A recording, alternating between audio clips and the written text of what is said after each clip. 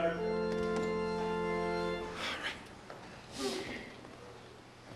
Ladies and gentlemen, welcome to Elmhurst Masonic Lodge number 941, building rededication ceremony. We are proud and pleased and thrilled and ecstatic to have you all here today. It's a monumental occasion for us. As most of you know, we were on Arthur Street for 100 years, and then we were forced to relocate over to Bensonville. And Bensonville was a great home for us while it was a home for us. But we knew that we had a need to be back in Elmhurst, and we needed to find a home here, because Elmhurst is the kind of community that understands its needs for organizations like us, and we understand our need to be in that community. And here we are for the next 100 years. And if you would all rise and join me in the Pledge of Allegiance to the flag of our country.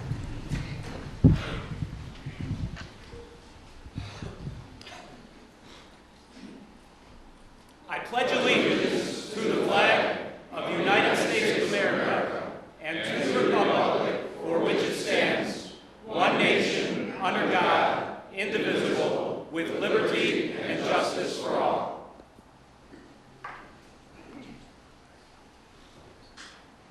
Please be seated.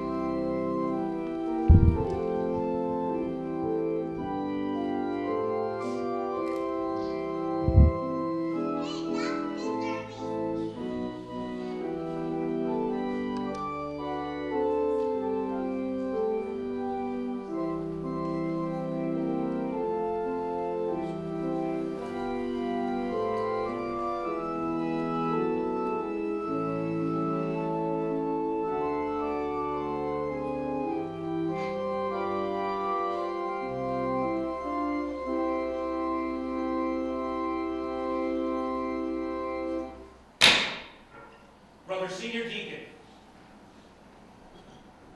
you will proceed to the apartment of the Most Worshipful Grand Lodge and inform the Grand Master that the Brethren of Elmhurst Masonic Lodge number 941 are prepared to receive the officers of the Most Worshipful Grand Lodge and await the pleasure of the Most Worshipful Grand Master.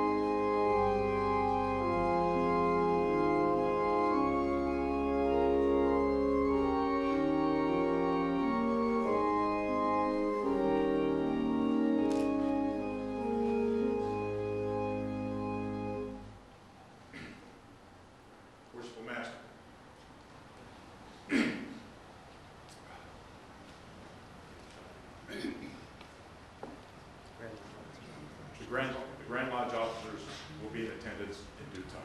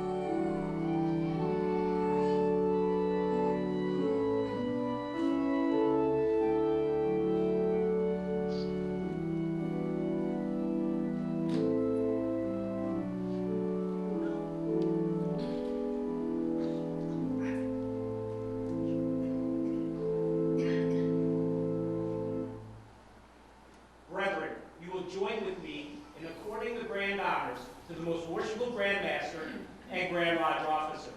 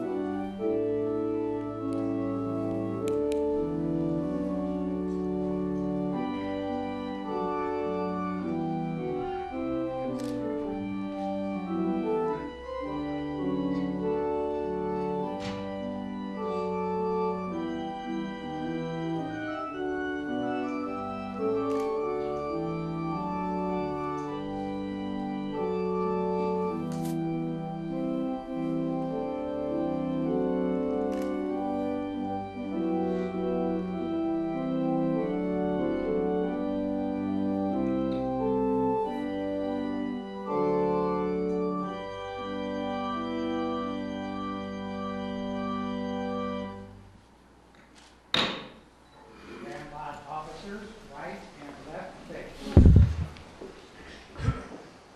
Close ranks large. Prepare to your respective stations and places in the lodge. Forward march.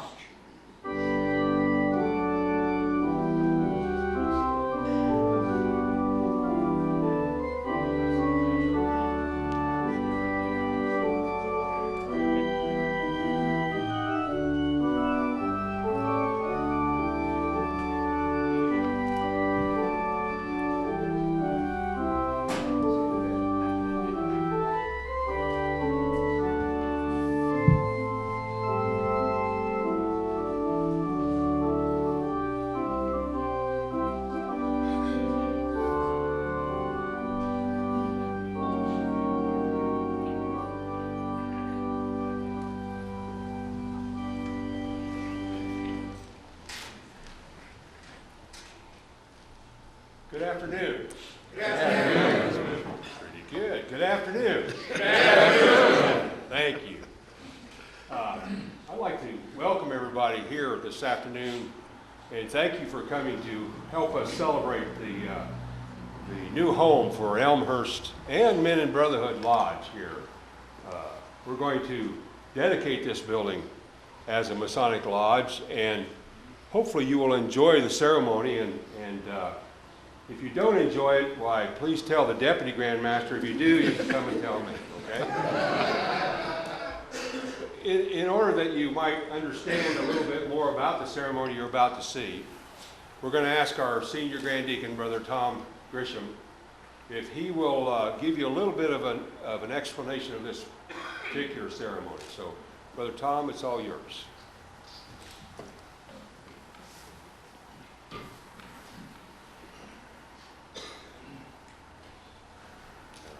In the dedication of the Masonic Hall, we reenact certain ancient ceremonies. These ceremonies have been handed down to us as a part of our proud heritage from the days when the operating Masons of the Middle Ages erected those noble structures and soaring cathedrals in Europe and the British Isles. The hall in which we are gathered today has obviously been erected by many skilled and dedicated craftsmen. Today, we have seen fit to assemble in this building to dedicate it to the higher purposes of Freemasonry. In these lessons today, it will remind each craftsman of those lofty principles and ideals to which we pledged ourselves when we first became members of this ancient and honorable fraternity. At the beginning of this ceremony, the principal architect, or a brother representing him, presents the plumb, square, and level, those familiar tools of the operative craftsman, to our most worshipful Grand Master.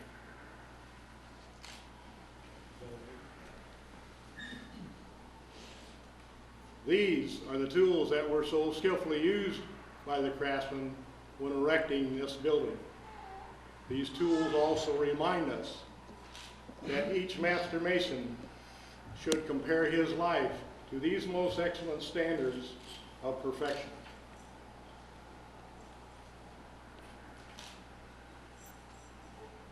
The level demonstrates that all men are created from the same stock, partake of the same nature, and share the same hopes. More importantly, it reminds us that no eminence of station, no matter how great, should cause us to forget that we are brothers.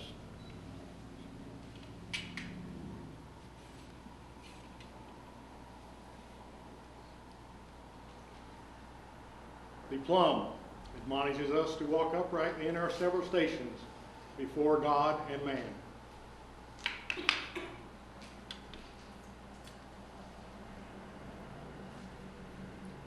The square reminds us that we should ever square our actions by the square of virtue, so that we are prepared to meet the final and ultimate ascension into heaven.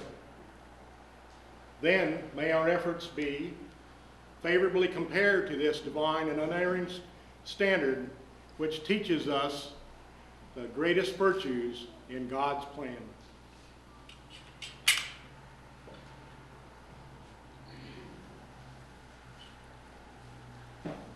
Then, like our ancient ancestors in a far-off age, who followed the course of the sun in its path from east to west by the way of the south, the Grand Lodge officers pass in solemn procession around the altar, and the symbol of the lodge being represented before it.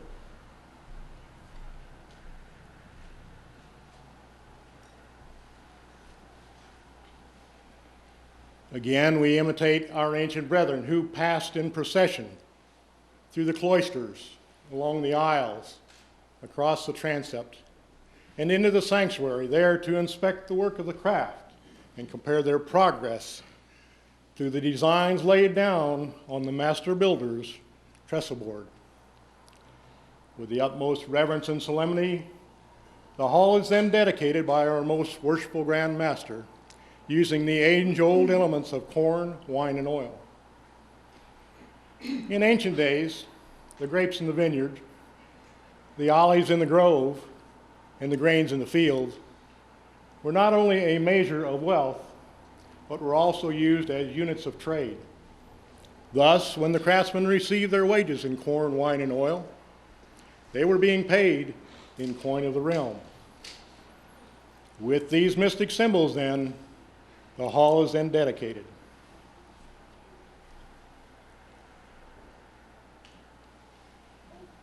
First to Freemasonry, whose great promise it is that through fraternalism, good men may become greater, wiser, and consequently happier.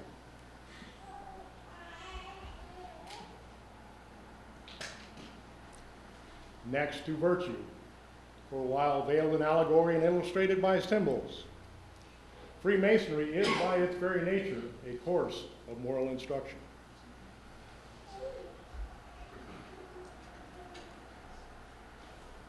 Finally, universal benevolence. Because our faith can be lost in sight, but we hope that our deeds and efforts end in fruition, because our charity can extend beyond the grave to the boundless realms of eternity.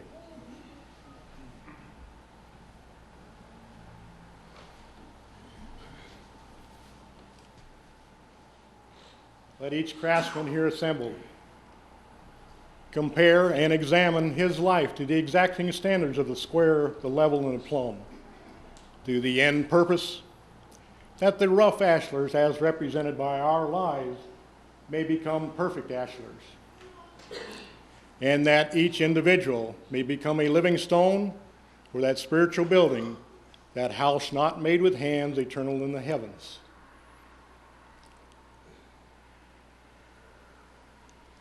Let each person here assembled use this as a solemn moment to rededicate ourselves to those important principles that allow us to meet, resolve, and achieve our goals in our very daily lives. And now, at the beginning of this ceremony, for the dedication of Elmhurst Lodge, a regular occasional Grand Lodge will be opened in regular form by our Most Worshipful Grand Master. In so doing, this occasional Grand Lodge recognizes the past history of Elmhurst Lodge and now Men in Brotherhood Lodge too. And upon that recognition, we further say that it is more important in the future for these lodges, and they will bring an importance to their members, to this community, and to Freemasonry in Illinois. May brotherly love always prevail within these halls, and may God bless our efforts on this special day and forever.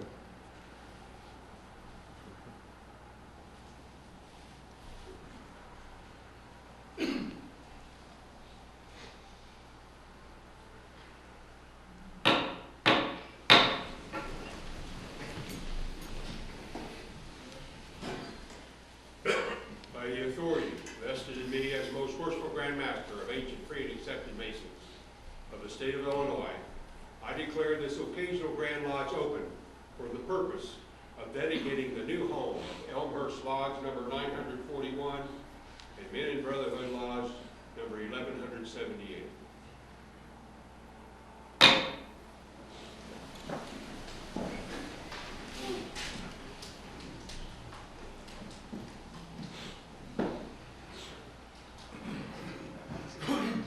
Most Worshipful Grand Master, the brethren of Elmhurst Lodge number 941, being animated in their desire to promote the honor and interest of the craft, have erected and furnished this hall for their convenience and accommodation. They are desirous that the same should be examined by the Most Worshipful Grand Master, and by his approbation, it should be solemnly dedicated to Masonic purposes, agreeably to ancient form and usages. In accordance with the teachings of our ancient institution, it is our duty before entering upon any important undertaking to invoke the blessing of God. We will therefore unite with our Grand Chaplain in prayer.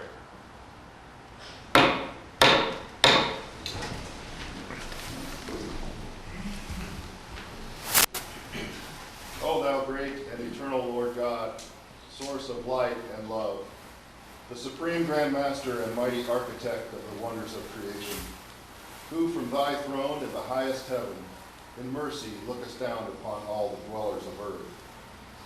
Incline thine ear to the prayers and petitions of thy children, now assembled in thy presence, to teach the mysteries of that sublime edifice, which is erected and dedicated to thy most holy and glorious name. Pour upon us and all the members of the mystic craft throughout the world the rich blessings of thy providence. Give us strength to overcome temptation, to subdue our passions, and to practice virtue. Fill our hearts with confidence without presumption, with piety without illusion, and with tender affection for thy divine goodness, and with love for our neighbors. Make us faithful to our friends, and charitable to our enemies. Dispose our hearts to receive the helpful impressions of religion and humanity, and direct our footsteps in the right path of virtue. Let all our actions prove to mankind that our lives are sincerely dedicated to thee, our God, and to the relief of our fellow creatures.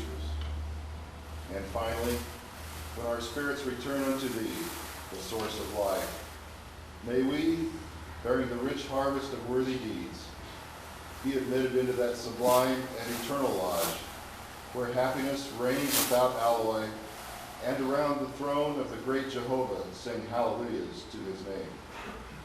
Now, to the King eternal, immortal, invisible, the only wise God, be the kingdom, power, and glory forever. Amen. So mote it be.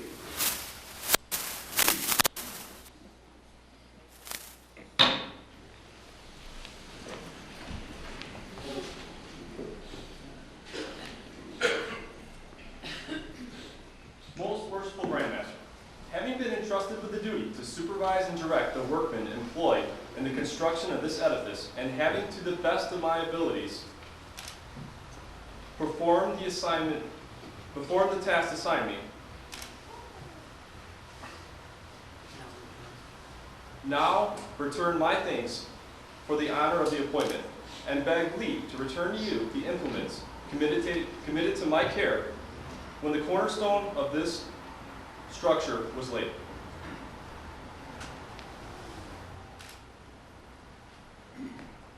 Humbly hoping that the results of our labors will be crowned with your approbation and that of the most worshipful Grand Lodge. Brother Architect, the skill and fidelity displayed in the execution of the trust reposed in you at the commencement of this undertaking have received the approval of the Grand Lodge, and they sincerely pray that this edifice may continue a lasting monument to the taste, spirit, and liberality of its founders.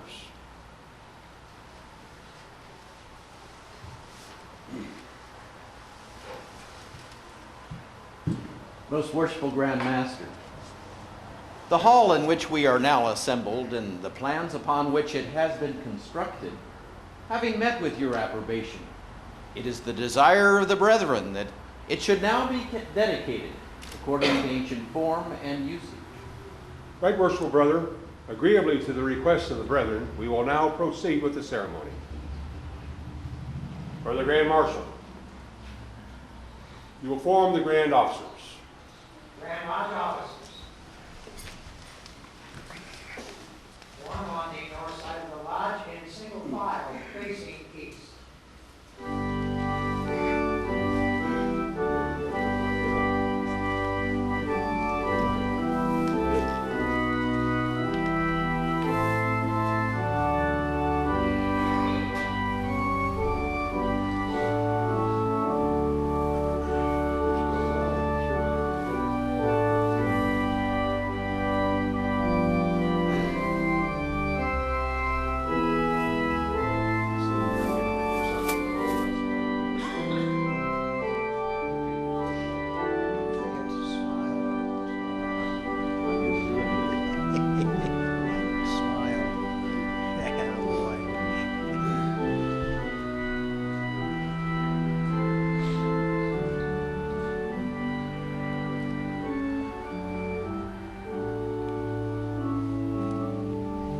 Grand Lodge officers, forward march.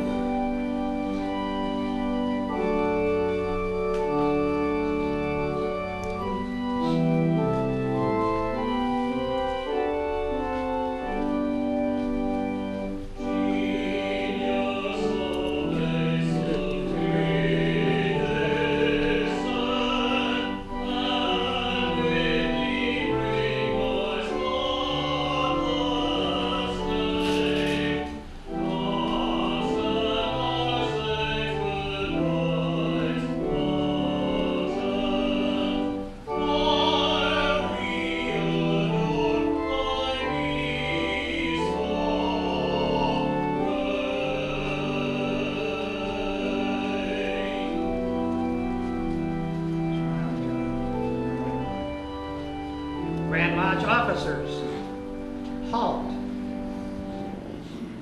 Inward face. Would everyone please rise for prayer?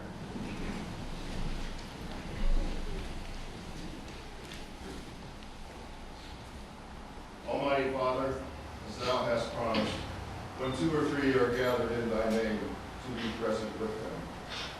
We humbly beseech thee that thou wouldst now be present, and direct our hearts in thy ways.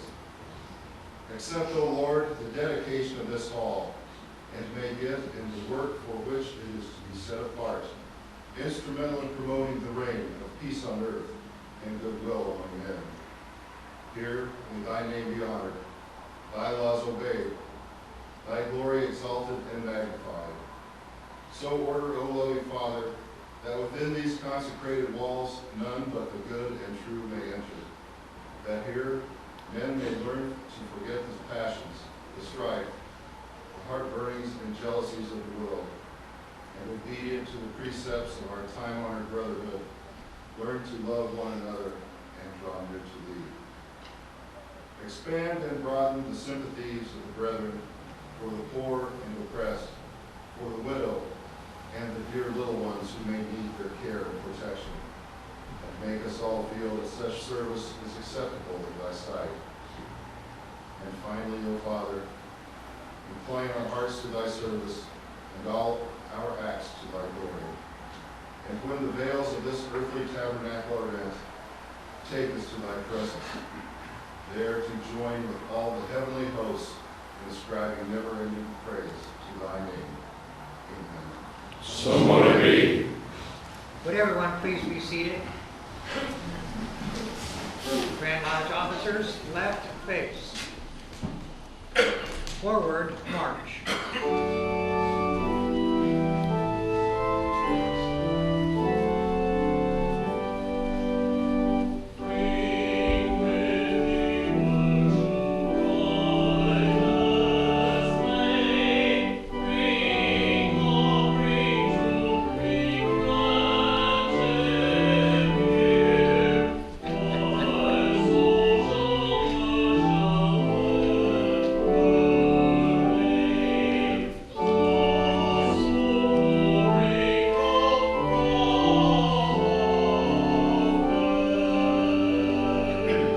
Grand Lodge officers, halt. Inward face.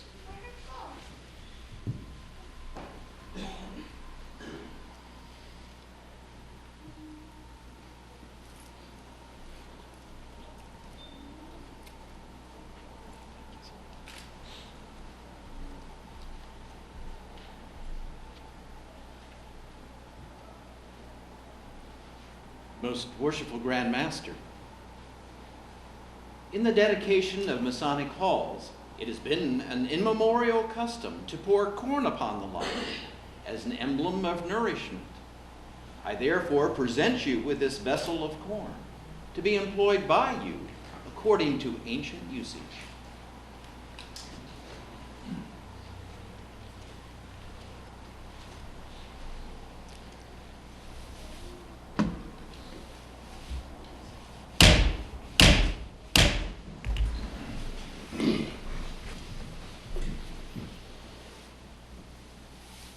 In the name of the great Jehovah, to whom be all honor and glory, I solemnly dedicate this hall to Freemasonry.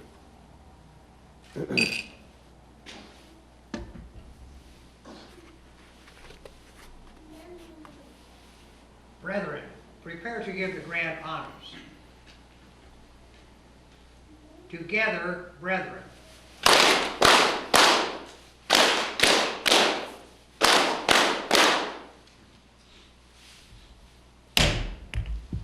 Grand Lodge officers, left face. Forward, march.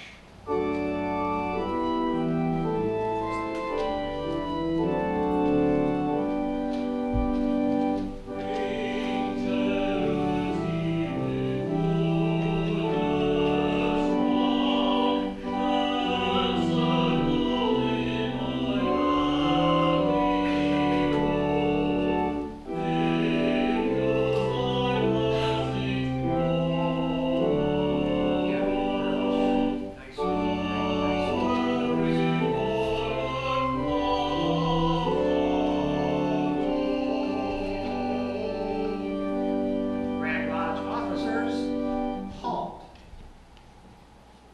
Inward face.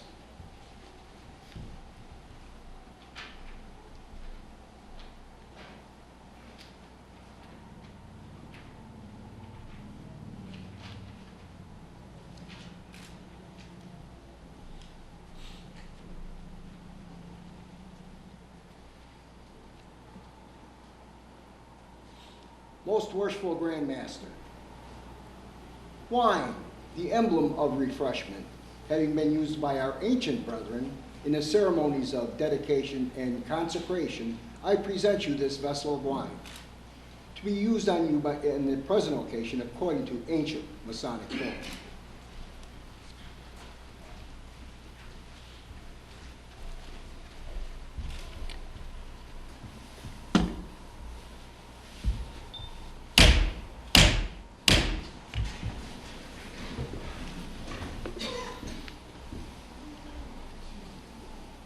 In the name of the Holy Saints John, I solemnly dedicate this hall to virtue.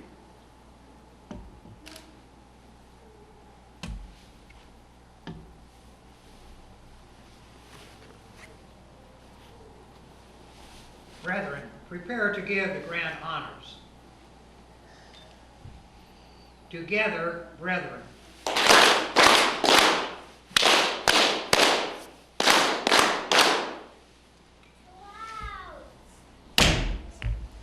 Grand Lodge officers, left face. Forward, march.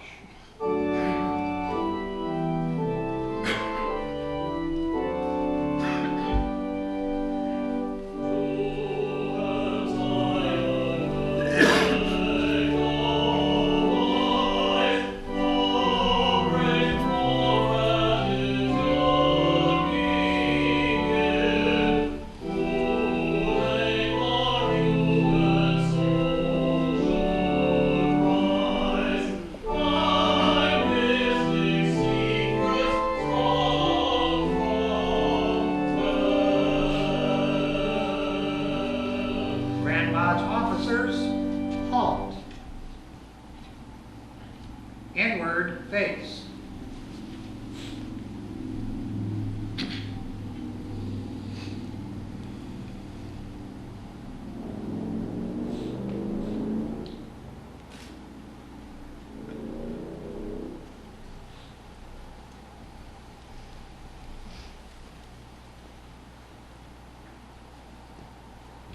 Most worshipful Grand Master,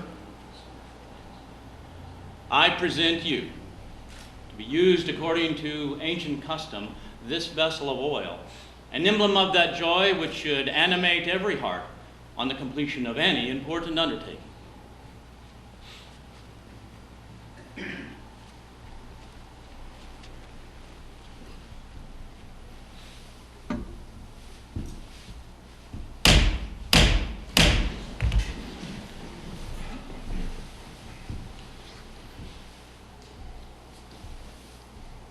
In the name of the whole fraternity, I solemnly dedicate this hall to universal benevolence.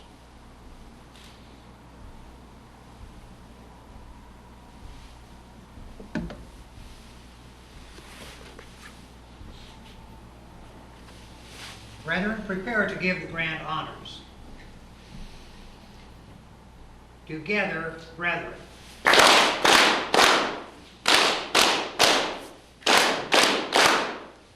Would everyone please rise for prayer again?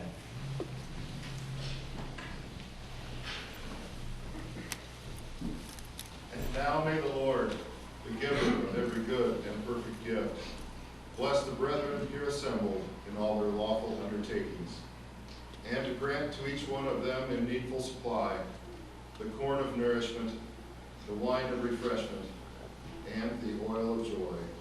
Amen. So mote it be.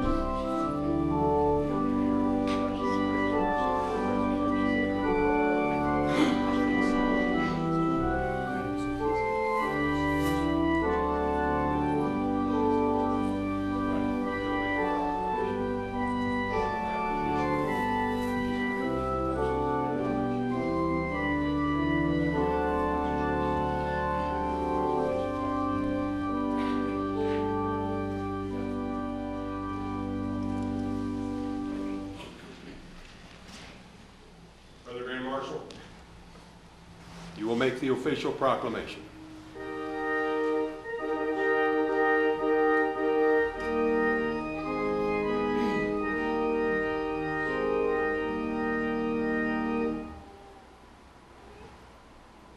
By order of the most worshipful Grand Master, I hereby proclaim that the hall in which we are assembled has been dedicated to the purposes of Freemasonry, new and ancient form. All persons interested will take due notice and govern themselves accordingly.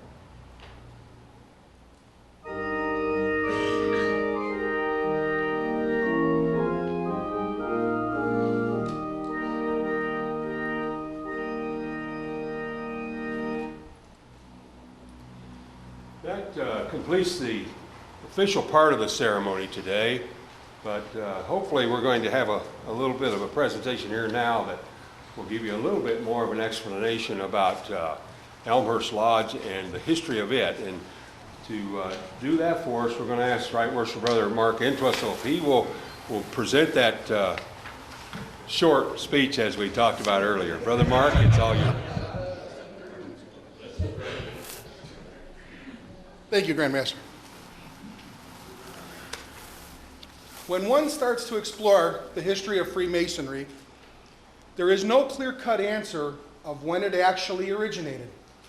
There are some historians who believe it dates back to the Roman Empire, while others you will read argue it began in Egypt, and yet others that Freemasonry began at the building of the first temple of King Solomon. We may never know the actual origin of Freemasonry, the world's oldest and largest fraternity. But we do know that the first Grand Lodge was formed in London in 1717, and its successor, the United Grand Lodge of England, is still in existence today. The name Freemason was used as early as the 13th century when master builders traveled throughout Europe, going city to city, constructing cathedrals. These master builders were not required to pay the servitude tax, and they were allowed to travel freely, which was not a freedom that many Europeans enjoyed at the time. These master builders, or Freemasons as they became known, began to organize lodges in their various areas where they were able to teach and preserve their secrets. From the very beginning, great caution was exercised in who was allowed admission into their lodges. As years passed, advancements were made, far fewer and fewer cathedrals were being built. And so these lodges saw their applications for admission go down. But at the same time, in history, there was a growing number of men who, because of the respect that they saw in Freemasons, because of the great admiration they developed for the moral rectitude and high standards that the Freemasons held their members to, they were interested in joining this fraternity, even though they were not operative Masons. This interest in Freemasonry by non-master builders grew to the point that lodges began to admit them into their membership. The combination consisting of master builders and non-master builders led to the title that you still see today and heard here today, Ancient, Free, and Accepted Masons. Masonry in Illinois found its beginnings in 1805 in the town of Kaskaskia, which at that time was actually still in the Indiana Territory. The lodge that was formed there later became known as Western Star Lodge. A brother from a lodge in Maryland joined Western Star Lodge, Brother Shadrach Bond, and became the master of that lodge in 1815 and again in 1818. On October 6, 1818, Illinois had received its sovereignty as a statehood, and Brother Bond became the first governor of the state of Illinois. Our current Grand Lodge of Illinois was formed in Jacksonville on April 6, 1840, and today calls Springfield its home. The Grand Lodge of Illinois is comprised of approximately 500 lodges and 70,000 Masons. The principles that guide all of these Masons today have remained tried and true: fraternity, enlightenment, and benevolence.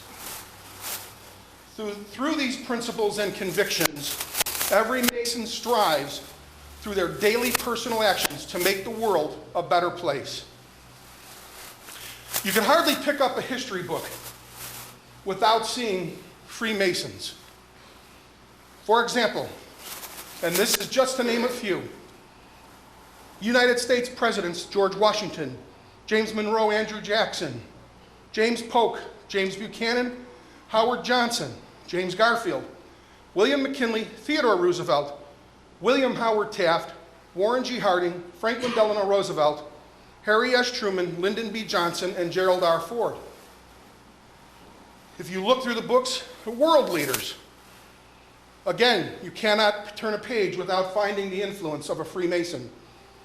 Winston Churchill, George McGovern, Barry Goldwater, Thomas Dewey, Hubert Humphrey, King Hussein of Jordan, Yasser Arafat, Francois Mitterrand, Helmut Kohl, Tony Blair, Benjamin Franklin, John Hancock, Patrick Henry, Governor George Wallace, Strom Thurmond, Jesse Helms, Robert Dole, Jack Kemp, Al Gore. The list goes on. 9 signers of the Declaration of Independence.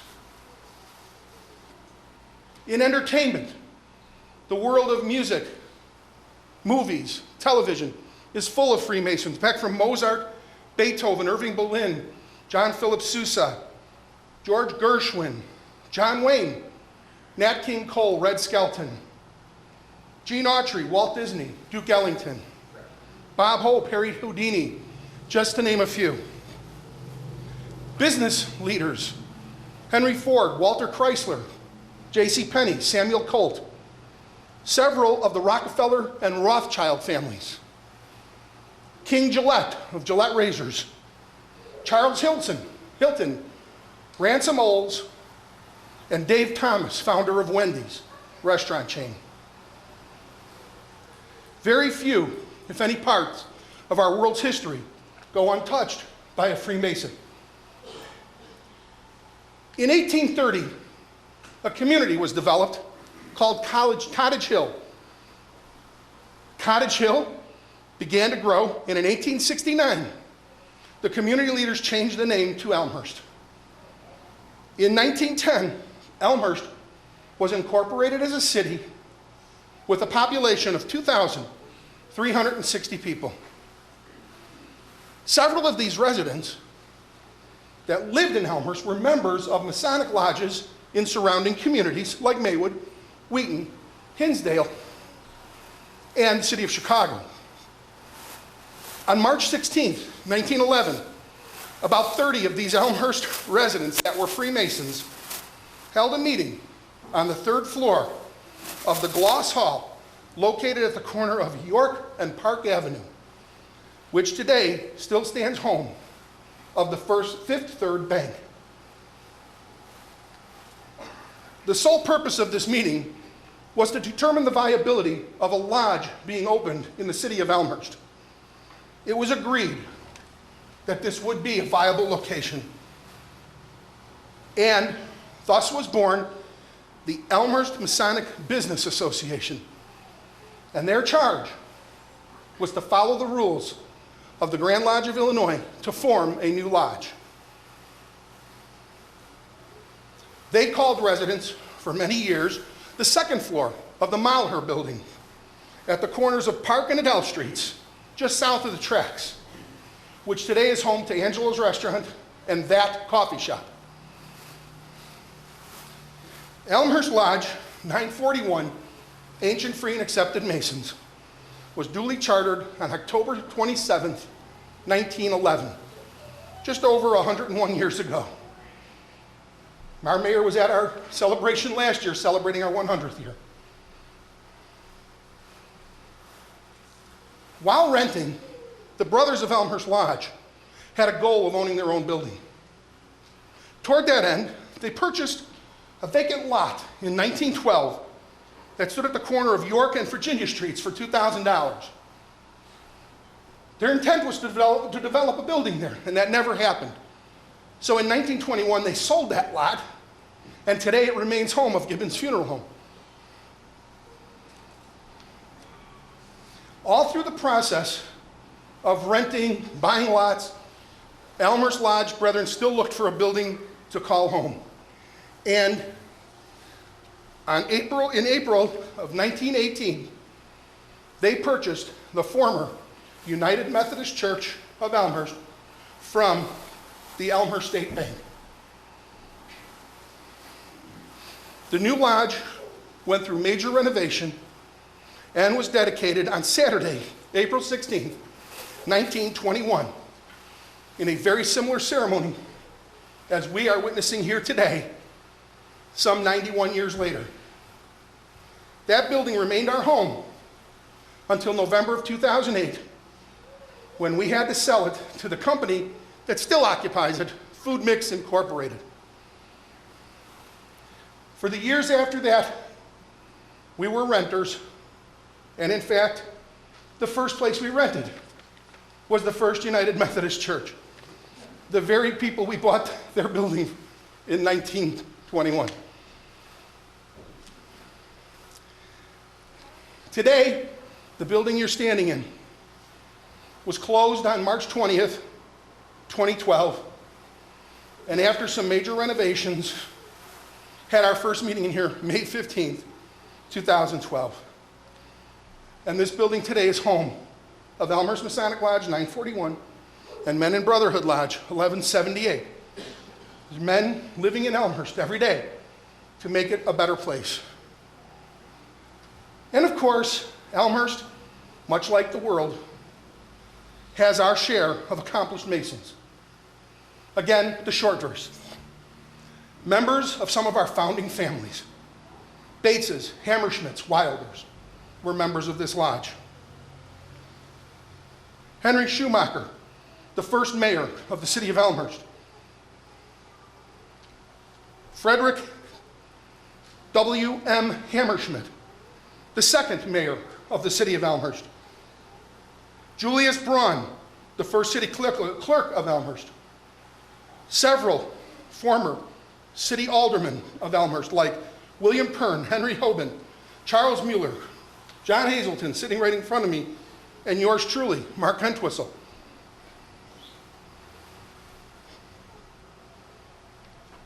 Thomas Marcucci sat as mayor of the city of Elmhurst for 18 years. 1993 to 2008, I believe, are his years. James Pate Phillip, president of the Illinois Senate, retired. Lee A. Daniels, Speaker of the Illinois House, retired. John Milner, retired Elmhurst Police Chief, current state senator. Harry Ramey, Illinois House of Representatives. Christopher Kaczarubis, DuPage County Clerk of the Circuit Court. Dewey Parati, President of the DuPage County Forest Preserve District. Don Puchalski, DuPage County Board. And in the next few weeks, we'll be joined by the man who holds the title of York Township Supervisor. Joining us here today, John Valley. He'll become a member of this lodge in the next 3 weeks. There are an estimate of 33,700 Masonic lodges in 164 countries. 5 million Freemasons worldwide, 2.5 to 3 million in the United States. And any man wishing to proudly call himself a Mason only need ask.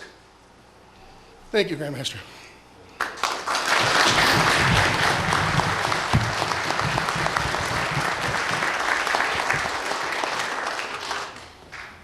Thank you, Right Worst Brother Entwistle. Fine job. Thank you very much. Now we're going to have a portion of our ceremony that we always have to have, and so hopefully you will all bear with us.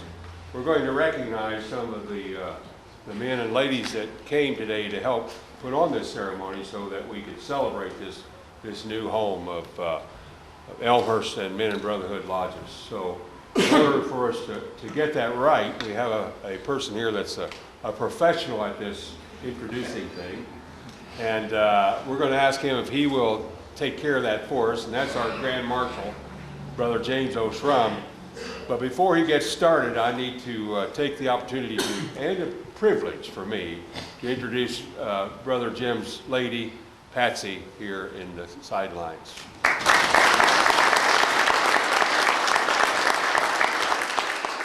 And Patsy and Jim are from Fairview, Illinois, which is a little bitty burg about, I don't know what, 8-10 miles west of Canton, which is a little burg west of Peoria ways. So, Brother Jim, it's all yours.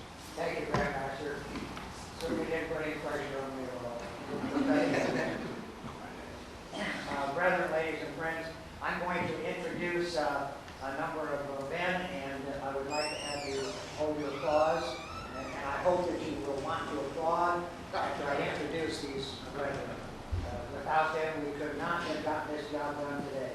We really find these are members of Elmhurst Lodge and other lodges. The first fellows that are the first brethren that I will introduce are the symbol bearers. Worshipful Brother Todd Thorson, past master of Elmhurst Lodge. Brother Jeffrey Barlow, he's a member of Elmhurst Lodge. Brother Jason Lilaczek, he is a member of Men and Brotherhood Lodge. And Larry Weinbrecht, he's also a member of Men and Brotherhood Lodge. Our principal architect today was Worshipful Brother Jeffrey T. Henson. He is the Worshipful Master of Western Springs Lodge. Master of the oldest lodge is Worshipful Brother William B. Farr. He's a past master of Elmhurst Lodge. Our senior deacon for today was Christopher Rupert. And our lodge historian is Right Worshipful Brother Mark Entwistle. He's a past master of Elmhurst Lodge. Let's give these brethren a round of applause.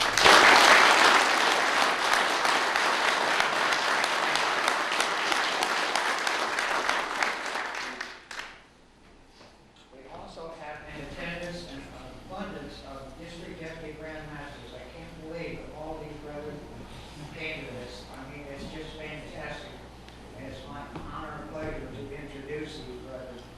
Right Worshipful Brother Michael Bernardo, 8th Northeast District Deputy. Right Worshipful Brother Arthur R. DeVere, 9th Northeastern District, and his lady Nikki. She's downstairs cleaning up the kitchen. Downstairs. Right Worshipful Brother Frank Barrett. He is the 7th Northeastern District Deputy. Right Worshipful Brother Herbert J. Lindbergh. He is the 10th Northeastern District. Right Worshipful Brother Paul Patalis, 4th Northeast District, and his lady Lois. Right Worshipful Brother Joe Santasteven, the 1st Northeastern District Deputy. Right Worshipful Brother Lee Sobachek, the 6th Northeastern District. And let's give these brethren a round of applause.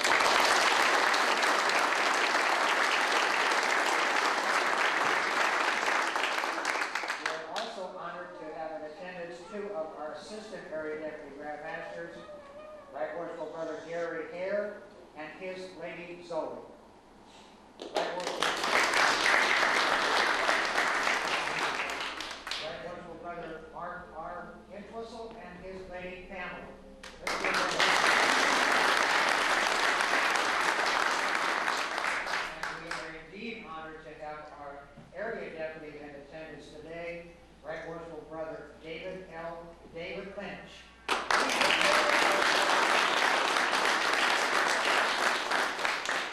his granddaughter Abigail.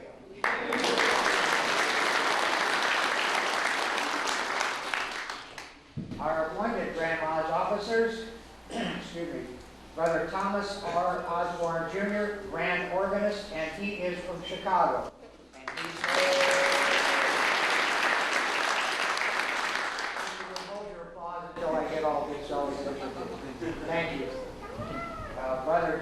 C. Loaiza Sr., Assistant Grand Chancellor, and his lady Maria, and they are from Northbrook.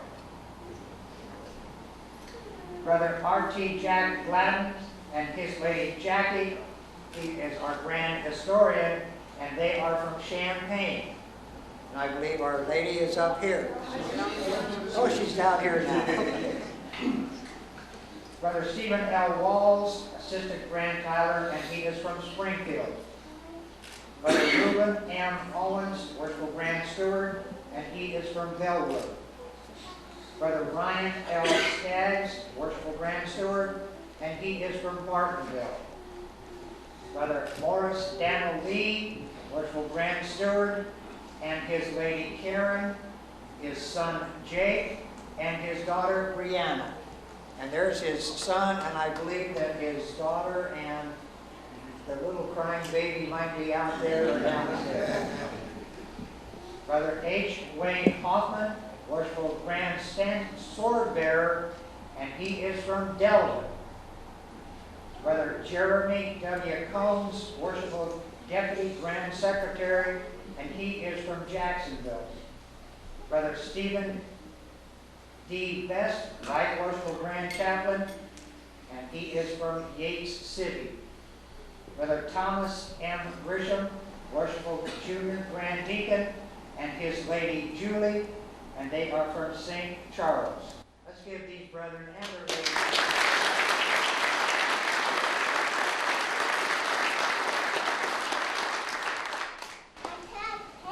Our elected Grand Lodge officers, Brother Franklin E. Klein, Right Worshipful Grand Secretary, and he is from Jacksonville.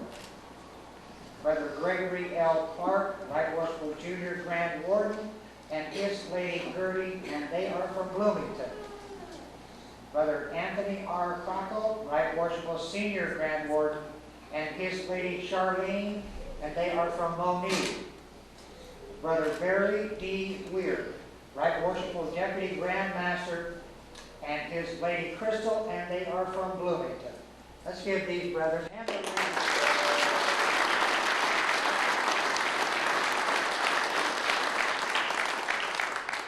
Brethren, ladies, and friends, I am honored, and it is my pleasure indeed to introduce Brother Terry L. Seward, Most Worshipful Grand Master of Ancient Free Accepted Masons of the state of Illinois, and he is from Kansas.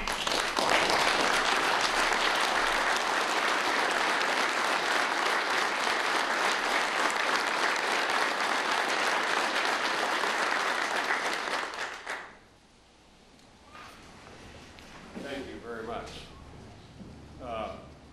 We have a little contest that we have amongst ourselves. We try to catch Brother Shrum in errors.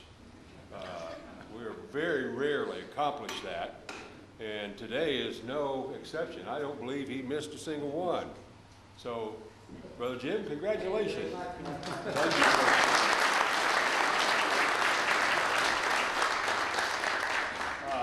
Worshipful Master, I understand you have a few introductions you'd like to make and maybe some business to take care of. Absolutely. The floor is all yours, sir.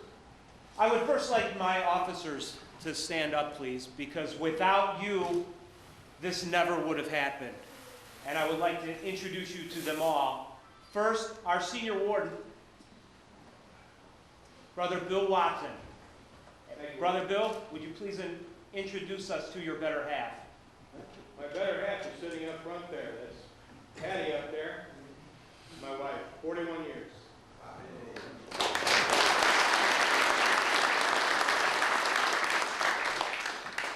Our junior warden, Brother Big Jim Snell.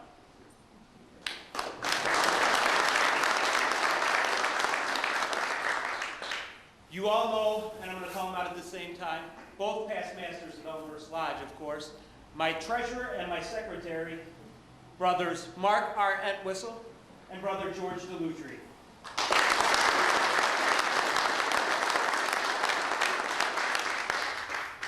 My deacons, Brother Mark Thorson and Chris Rupert.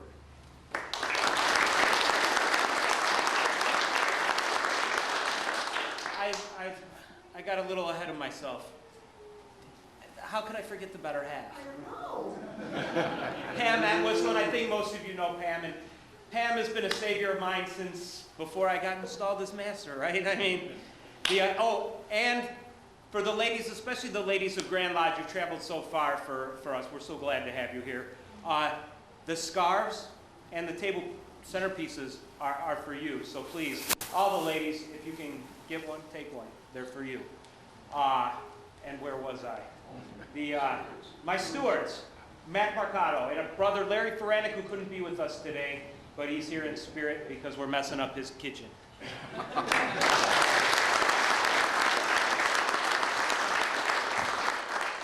as I said before, I'm Mike Lee. It's been a phenomenal year for me. My little guy, who's usually here with me, had indoor water slides or come to one of these, and he decided water slides work. Can't argue with him, I guess. And my lovely girlfriend here, Sandy, who I owe so much to, she did a lot of the cleaning around this place over the past couple of weeks.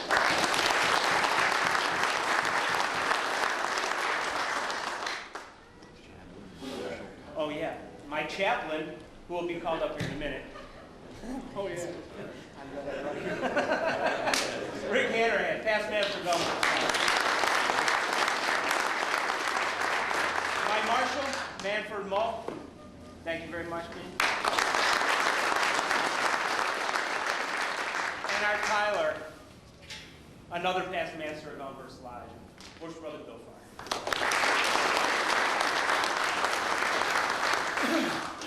We have a few past masters here from Elmhurst. Please be seated, brother. We have a few other past masters who I haven't already introduced you to. And Worship Brother Roy Winters. Two-time past master, 50-year member, Worship Brother John Hazelton. And a 3-time past master, Worshipful Brother Bobby Leonard. And my esteemed colleague, the master of MIB Lodge, would you please introduce your masters? 2-time past master, George Dees.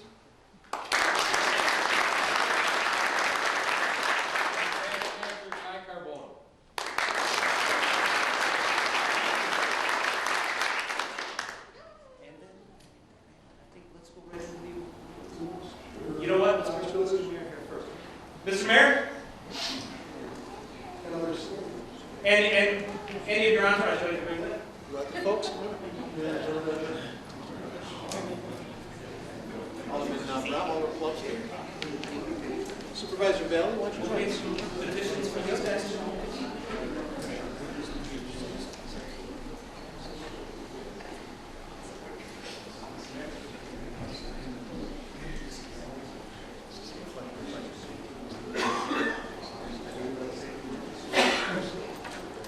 On behalf of the City of Elmhurst, we are delighted to be here for this dedication. I have several elected officials that make my job easy, or much easier. It's Alderman Mike Brown from the 3rd Ward, Alderman Danny Columbus from the 3rd Ward, and actually our alderman that represents this area from the 2nd Ward, Alderman Leader. Also Jeff Bassler, our fire chief, protects our town is here as well. Yeah. So, and our former treasurer, and with that, Charity Albrook. Charity, you're your hand back there. Give her a plug as well, please.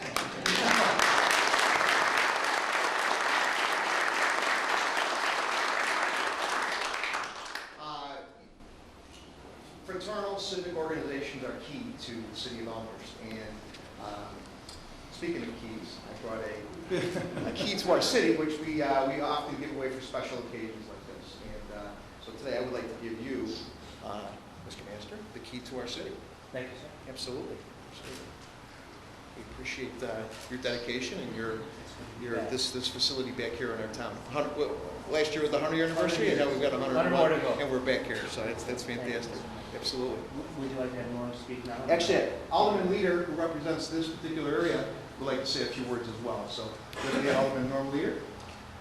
Speaking for my colleagues, and I will be brief, all great civilizations have been characterized by a sense of permanence and confidence, and the whole basking in the smile of reason. Among the visible symbols of a civilized society are schools, churches, symphonies, colleges, libraries, and museums. all of which we have in abundance in Elmhurst.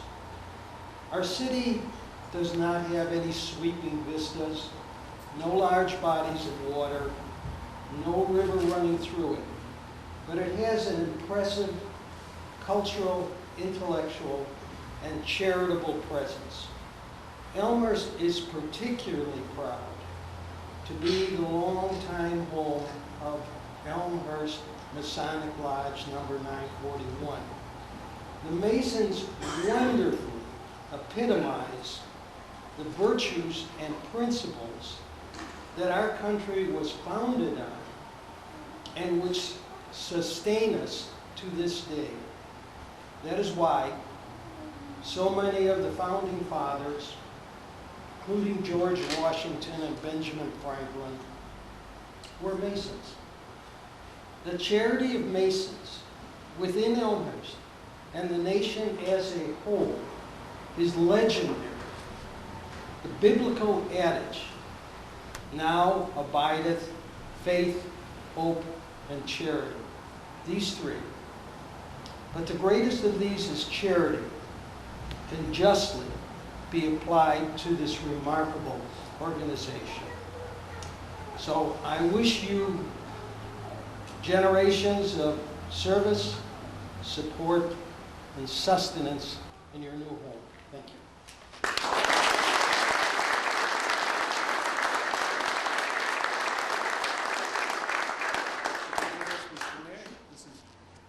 The Community Builder Award is going to the City of Elmhurst, and the mayor will be receiving it on behalf of the City of Elmhurst.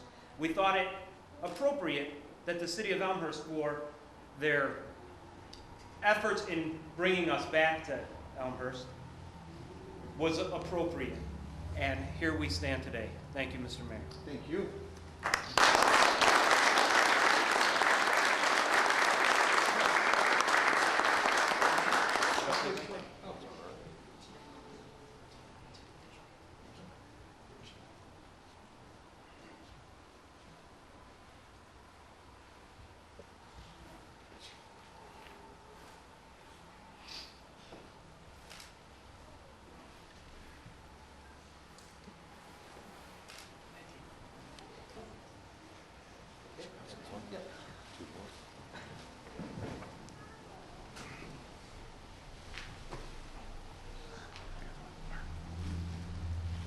Brother Chaplain, will you join me in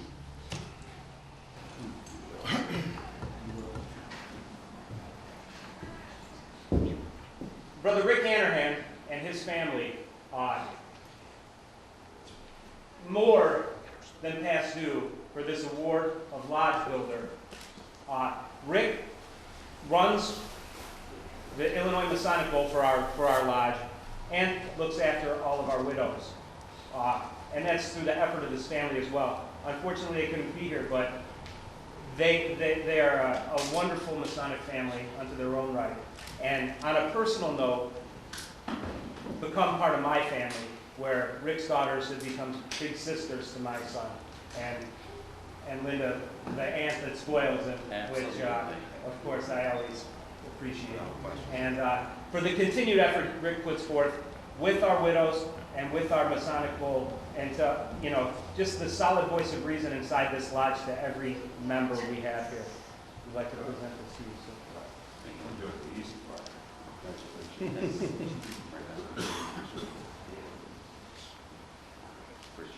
Eric? There you go, routine is right. Thank you very much.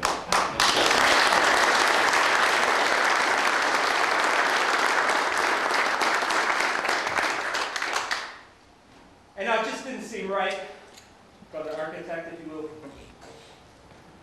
that we had a lodge built and a Lodge Builder Award, that the man who built the lodge should not be recognized for building the lodge. So we present Jeff Henson and his men over at Homeowner Helper, who put their heart and soul into this building. And, as any good businessman would tell you, we put our heart and soul into every building. Well, we all say, you can tell they went the extra mile for us. And we as Masons can be some pretty tough customers. And when another Mason's the vendor, forget about it, right? We know we were pretty unforgiving. No, just last night about it, but happy to present this award because the harmony that this lodge has and the beauty, and I think everybody sitting in here can feel it, and I put this lodge up against any lodge in the state, in the country, in the world, and we're proud of it. You present.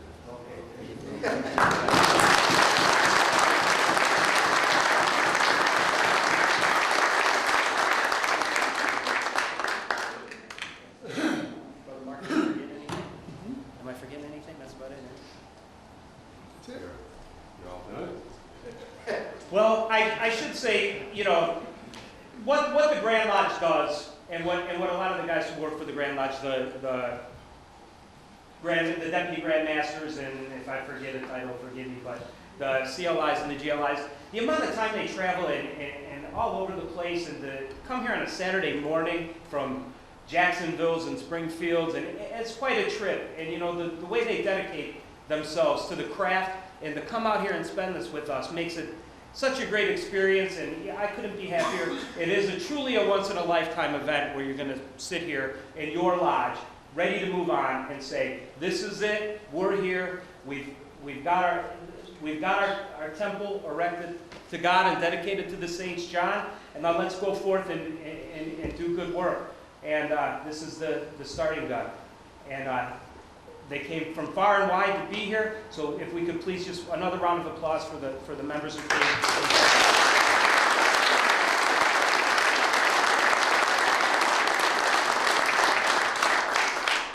And their wives.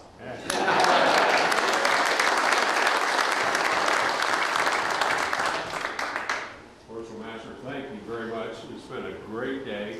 I thoroughly enjoyed it, and I've enjoyed your company a lot. So thank you very much. Appreciate it. I've got a little business. Oh, yes. I've got a little business I'd like to take care of, if that's all right with you. Absolutely. Thank you very much. Brother Junior Deacon, you will approach the east without the rod.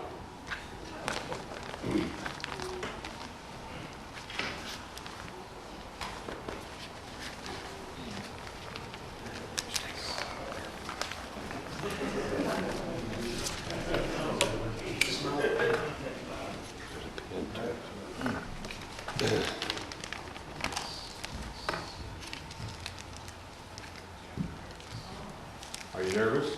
I am. On the way up there, he said he's got me nervous. First thing I want you to take that apron off.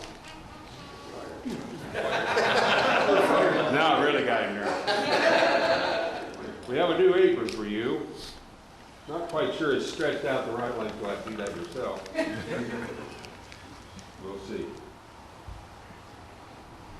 Brother Owens, while he's doing this, I'll explain something to everybody here. Brother Owens is going to be installed tomorrow as the master of his lodge, okay? Which in and of itself is an accomplishment, and one that we should all be proud of doing that, all of us that have been masters of the lodges. That's good. It takes him longer, I can talk longer. Brother Owens, a few years back, passed the same examination that a grand lecturer would take. Okay, which is it's an amazing thing in and of itself. For those of you that may not be aware of it, you go into a room with 4 men who know every word you should say, and almost every time you should move your little toe.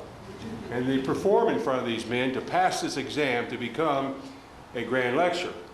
In order to be a grand lecturer, you have to have been installed as master of the lodge. That's a requirement. So until that happened, Brother Reuben here was a certified lecturer, which means he just hadn't been installed as master.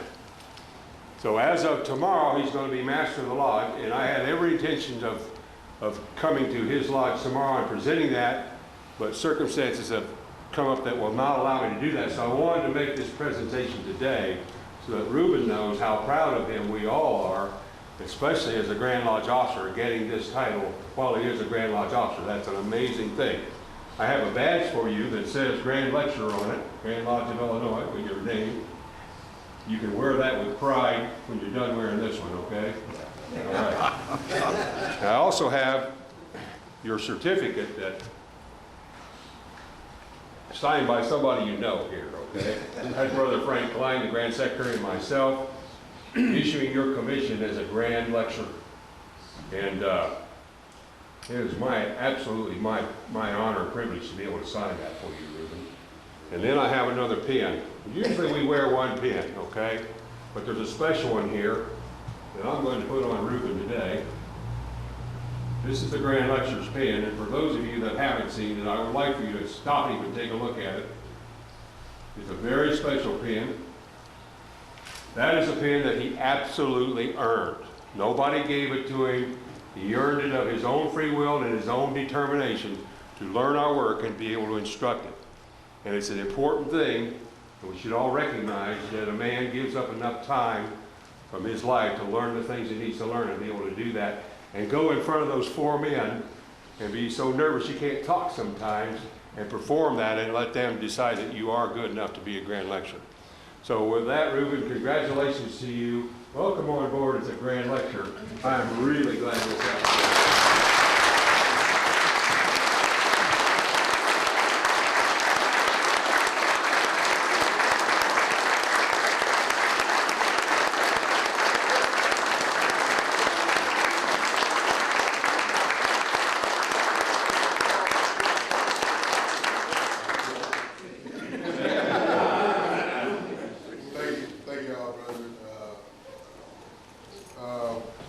There's a very special person that prepared me to become a Grand Lecturer years ago, who passed away recently. And I was hoping that he could be at my installation tomorrow. As a matter of fact, he was scheduled to be the installing officer. A brother by the name of Bob Fisher. Everybody probably knows him. And as I was preparing for the exam, Bob kept telling me that he wouldn't be at the exam. And so I felt pretty good. I was really relaxed. I didn't have to perform for Bob. When I get down to the exam, I see his truck parked in the parking lot. Just screwed me all up. Made me all nervous. Did a terrible job at the exam, but I still passed. But thank you, Grandmaster. I appreciate this honor. I appreciate everybody. Thank you very much.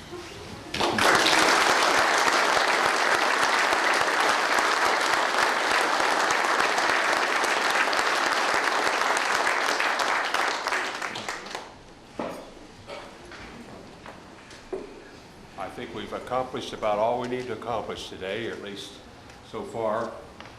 Before I close our occasional Grand Lodge, I would like to thank the members of Elmhurst Lodge and Men in Brotherhood Lodge for making this a very, very good day.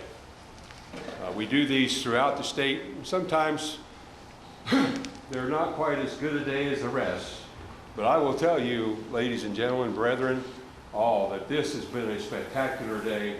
I have thoroughly enjoyed it, and I know that all of our Grand Lodge officers have. So thank you very much, brethren. Thank you very much for the work that you did with us. I really appreciate it. Oh, one more.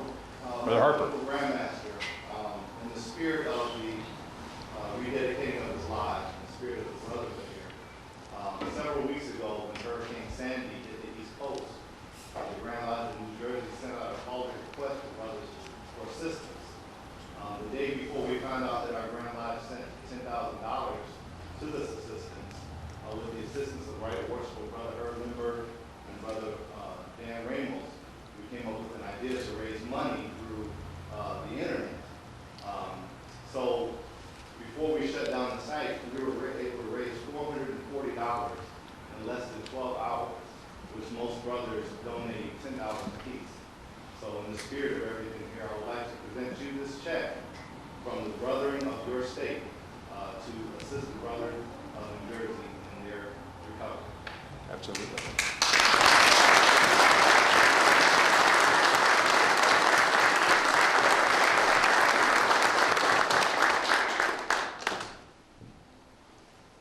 Thank you very much, Brother Harper. I will correct you on one thing.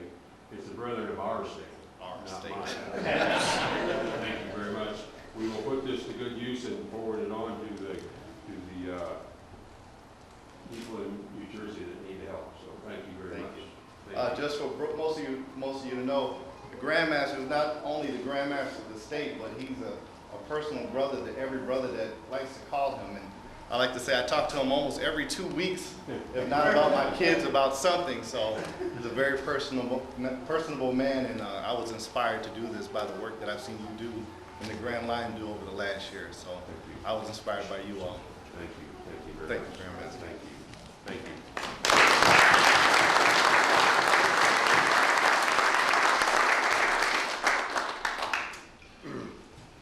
Hands of the secretary, right?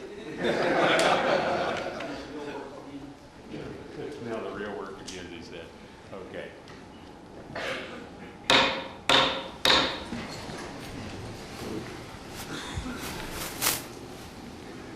By the authority vested in me as most worshipful Grand Master of ancient free and accepted Masons of the state of Illinois, I declare this occasional Grand Lodge closed.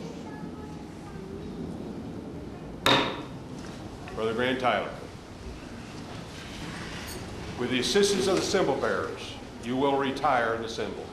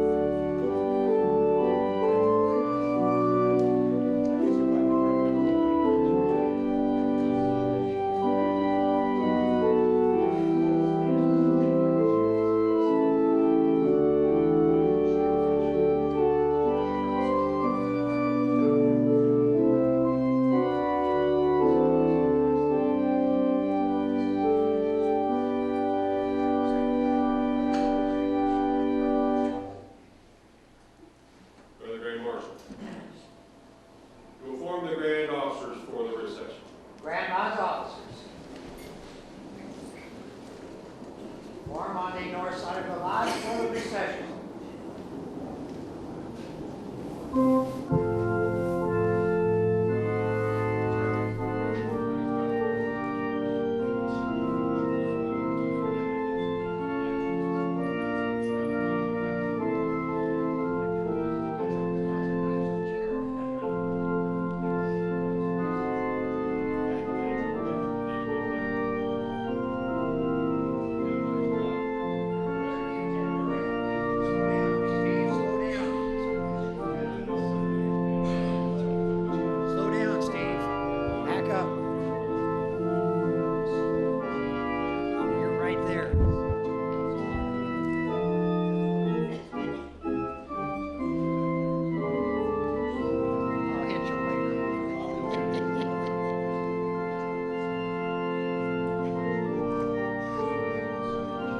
Kids. Just terrible, isn't it?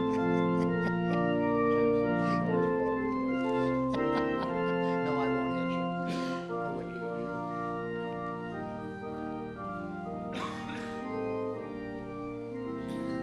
Grand Lodge officers, forward march.